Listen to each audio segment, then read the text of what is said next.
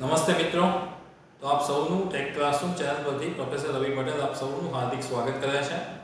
આજનો જે ટોપિક છે થોડો તમને અલગ લાગ્યો છે. Stop doing SEO, start this one. એટલે કે આપણે આજે એસઈઓની વાત કરવાના છીએ. હવે એસઈઓ બે વસ્તુ માટે હોઈ શકે. એક તમારી વેબસાઇટ માટે હોઈ શકે અને બીજું છે યુટ્યુબ ચેનલ માટે હોઈ શકે. હવે આપણે યુટ્યુબના માધ્યમ દ્વારા અહીંયા હું આ વિડીયો સમજાવવા આવ્યો છું. એટલે આપણે યુટ્યુબ ચેનલની જ વાત કરીશું કે યુટ્યુબ ચેનલ માટે યુટ્યુબના વિડીયો માટે તમે એસઈઓમાં શું કરી શકો અથવા તો શું એસઈઓ કરવું જોઈએ, એસઈઓ શું છે અને જે આપણે બધું કરીએ છીએ એ ખરેખર એસઈઓ છે કે શું છે અને કઈ વસ્તુ તમારા વિડીયો માટે ઇમ્પોર્ટન્ટ થશે અને એનાથી તમારા વ્યૂઝ વધશે, એનાથી તમારો સબસ્ક્રાઈબર વધશે, એના માટે તમારે ખરેખર શું કરવાની જરૂર છે એની ચર્ચા આપણે આજે કરીશું. મોસ્ટ પ્રોબેબલી લોકો નો જે વિડીયો બનાવતા હોય છે, જે ઘણા બધા મિત્રોના મેં વિડીયો જોયા છે અમુક, તો એ લોકો એવું મતલબ જસ્ટિફાઈ કરતા હોય છે કે એક જ દિવસમાં તમારી ચેનલ સબસ્ક્રાઇબ કરી દઈશું, મતલબ મોનિટાઈઝ કરાવી દઈશું, એક જ દિવસમાં 1000 સબસ્ક્રાઈબર પૂરા કરી દઈશું, એક જ દિવસમાં 4000 કલાકનો વોચ ટાઈમ કમ્પ્લીટ થઈ જશે, એક જ દિવસમાં તમારા આટલા બધા વ્યૂઝ વધી જશે. શું ખરેખર બધું સાચું હોય છે? મિત્રો, ખરેખર આ બધું સાચું નથી બિલકુલ. એ લોકો એમના પોતાના વ્યૂઝ વધારવા માટે, એમના પોતાના સબસ્ક્રાઈબર વધારવા માટે અવનવા થંબનેલ અને અવનવી ટ્રીક લઈને તમારી સામે આવતા હોય છે. આવા વિડીયોને બિલકુલ ના જોવા જોઈએ.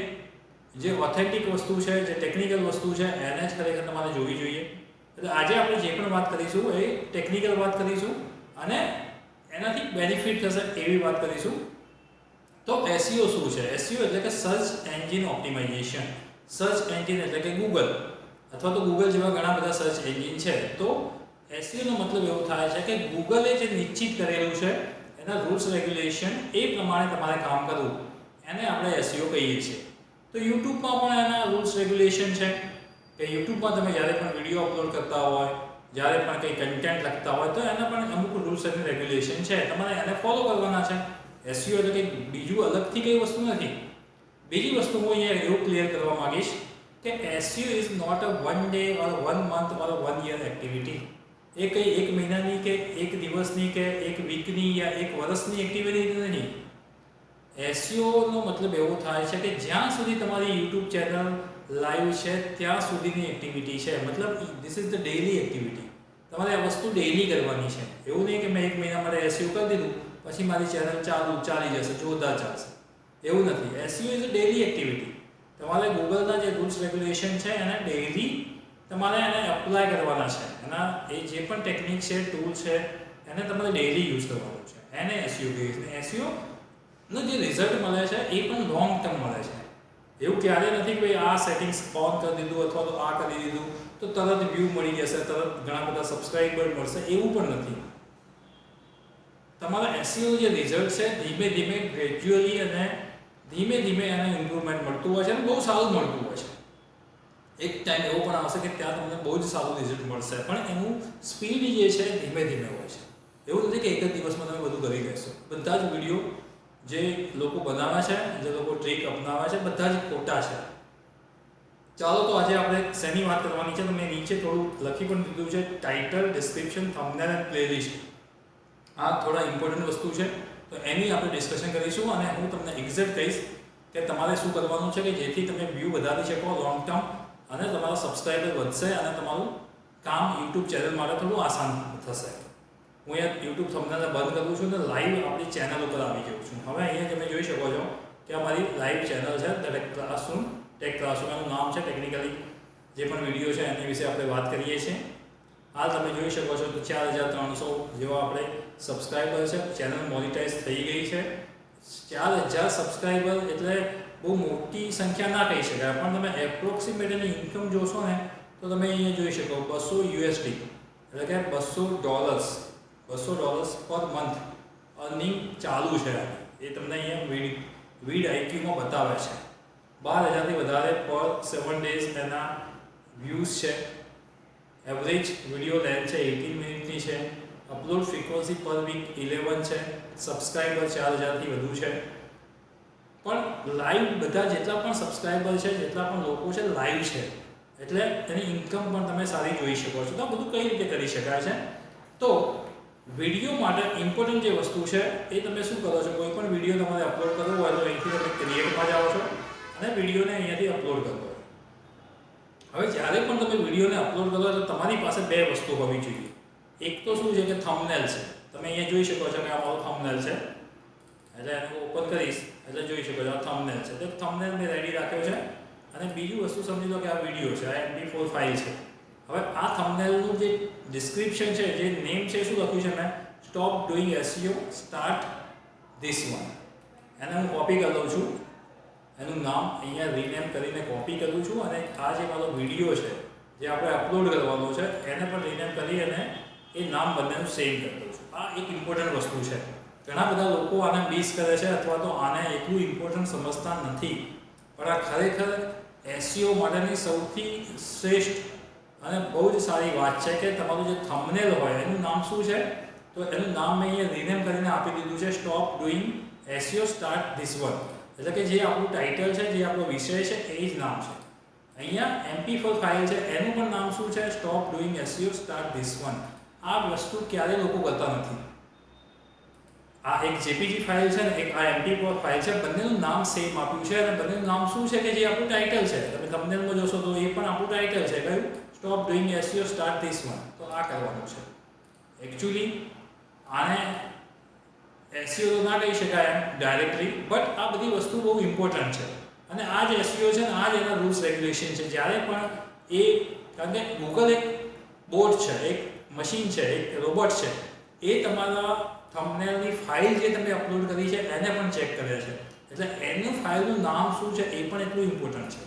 અહીંયા વિડીયો ફાઇલનું નામ શું છે એ પણ એટલું જ ઇમ્પોર્ટન્ટ છે. એટલે આ વસ્તુ આપણે કરવાની છે.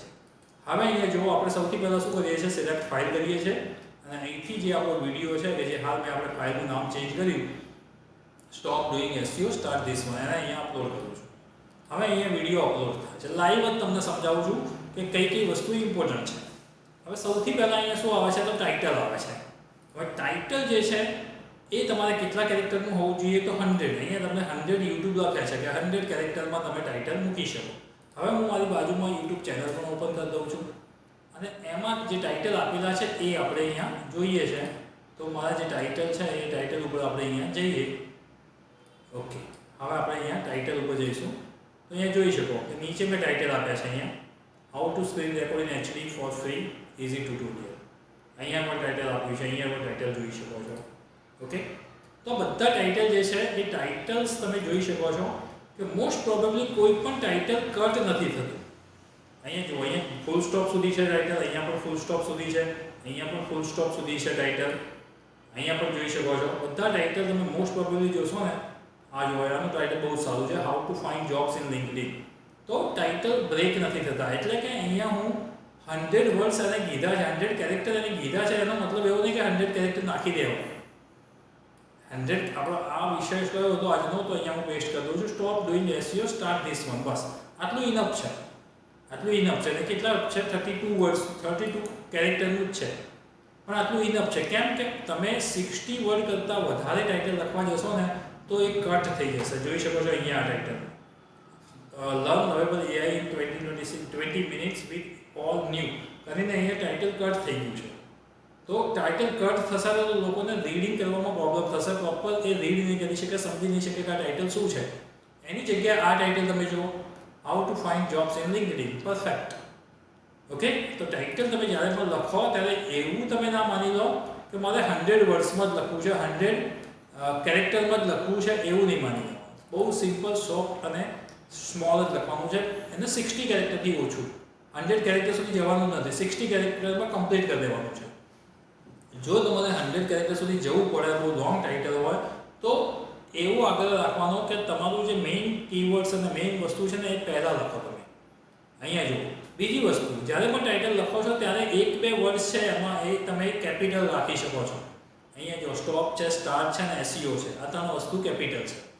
તો અહીંયા 1-2 વર્ડને તમારે કેપિટલમાં રાખવાના છે, જેથી યુઝરનું જે ડાયરેક્શન છે એ પ્રોપર એ જોઈ શકશે અને બહુ સ્પીડમાં અને બહુ સારી રીતે વાંચી શકશે.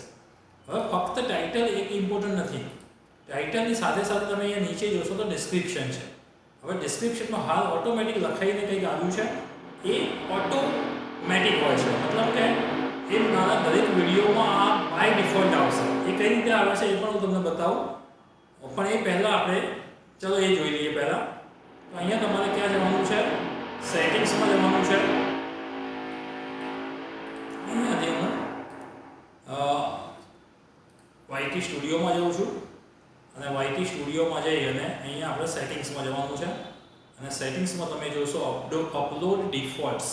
તો અપલોડ ડિફોલ્ટ્સમાં મેં આ વસ્તુ રાખી છે કે જ્યારે પણ હું કોઈ ટાઇટલ અપલોડ કરું છું તો બાય ડિફોલ્ટ આ વસ્તુ હોવી જોઈએ.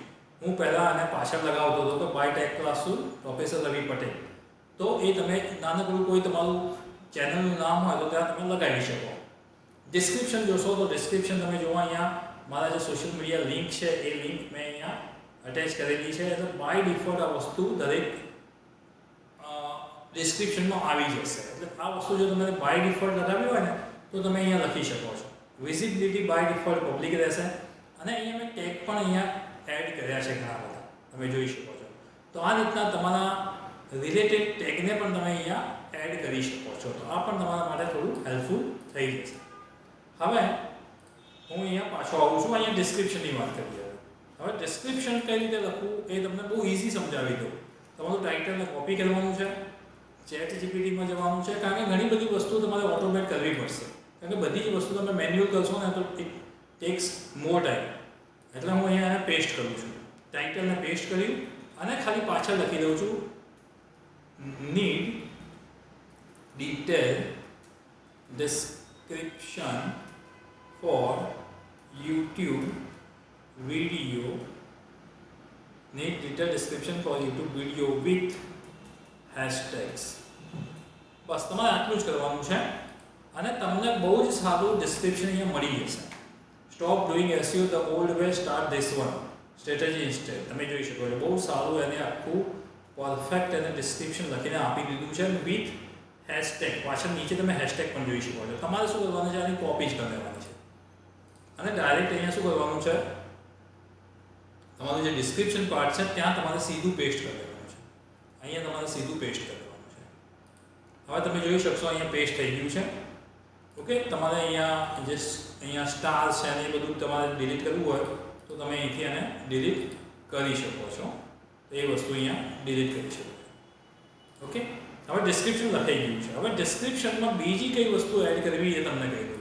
જ્યારે પણ તમે અહીંયા કંઈ પણ વસ્તુ લખશો અહીંયા તો તમને તમારું જે ટાઇટલ છે એના રિલેવન્ટ ટાઇટલ પણ ઘણા બધા હશે.